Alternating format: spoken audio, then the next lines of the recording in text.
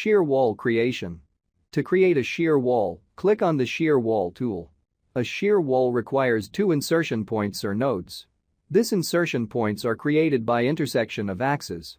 Hence, 3 axes are required to create a wall. One longitudinal axis along the wall and additional 2 other axes to create the start and the end nodes. The I-end is the left end of the horizontal wall or bottom end of a vertical wall. J is the right end of a horizontal wall or upper end of a vertical wall. B is the width of the wall. E is the eccentricity, measure from the center of the wall to the longitudinal axis. The E value must be equal to or less than half the width of the wall. This means that the longitudinal axis must be located at the edge or within the wall width. Extension I and J is used to lengthen the wall slightly beyond the insertion point. However, this extension is meant to be small and preferably less than the width of the wall. The reason is that the extended part of the wall will not be able to support any members, example, beams or slabs. Let us now model some shear walls. Click on 2D view of Story 1 to make it active. Click on the shear wall icon in the Modeling tab. Let us use default width, eccentricity, and extension. Click on the first intersection of axis, which will be the I node. A rubber band will appear. Click on the second node, which will be the J node. A shear wall will be created. Create 2 other shear wall, as shown, which are connected to form the lift core.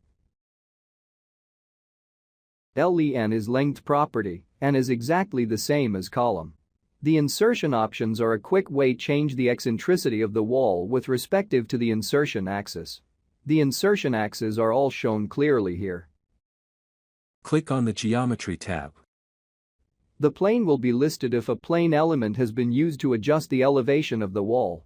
Del Z is the same as column, except a wall has I and J end for respective top and bottom nodes. By default, all values are 0 means the wall height and elevation will follow the story height.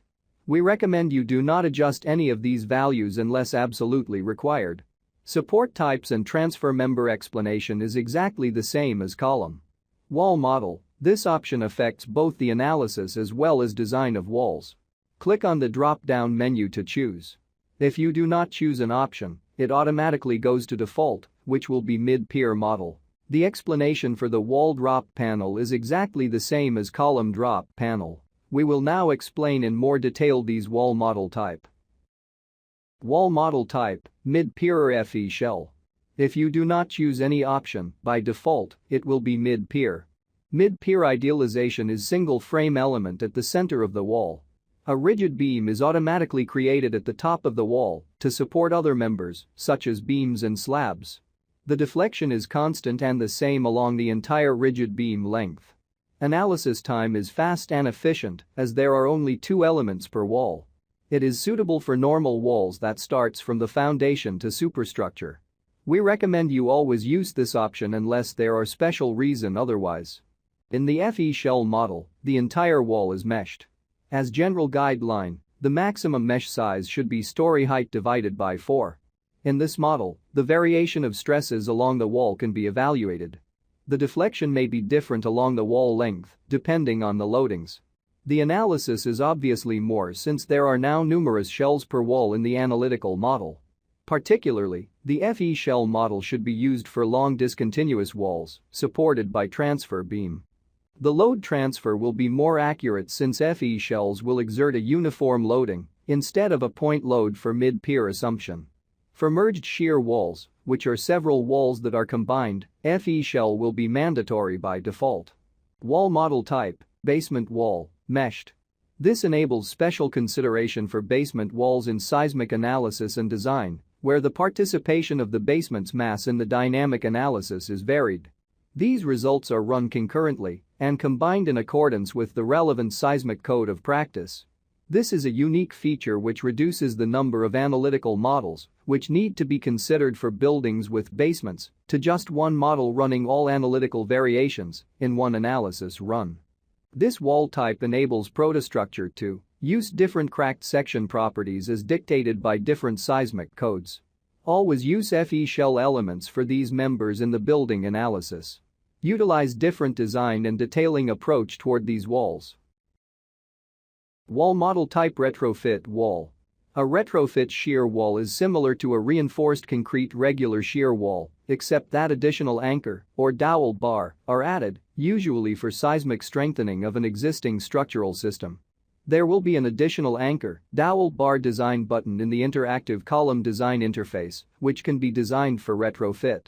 These walls are recognized by Prota details, and special dowel detailing can be produced, as shown below, in the shear wall elevation detail. Let us close the wall property by picking Cancel. This means there are no changes to this wall, and we are accepting all the defaults. When a wall is selected, the Wall tab will automatically open at the top.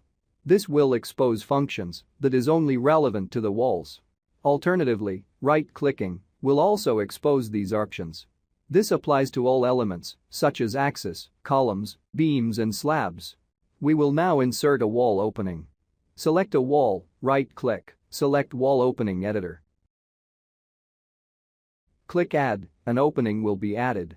You can then change the size and position of the opening. Then click OK, and the opening will be added. If the opening is not shown, click on the 3D view and click Refresh. Please note that although the opening will be considered in the analysis using FE shells, it will not be specifically designed for in the wall design. As such, if there is a large opening, example for lift door, it is recommended that you model separate shear walls and join the walls by creating a beam between the walls. You can combine or merge several walls into a single entity for analysis and design. Select the 3 walls. Right-click, choose Merge Vertical Members. When shear walls are merged in such a way, the reinforcement must be manually placed using the Polyline Wall Editor. This means that merged wall design will only select the bars sizes to achieve a pass and will not change the number and position of the manually defined bars. You can refer to Prota Help Center for more details. We recommend that you first design the walls as separate walls first, ensure that they pass before merging them. Let's unmerge the walls. Right-click, choose Unmerge Vertical Members.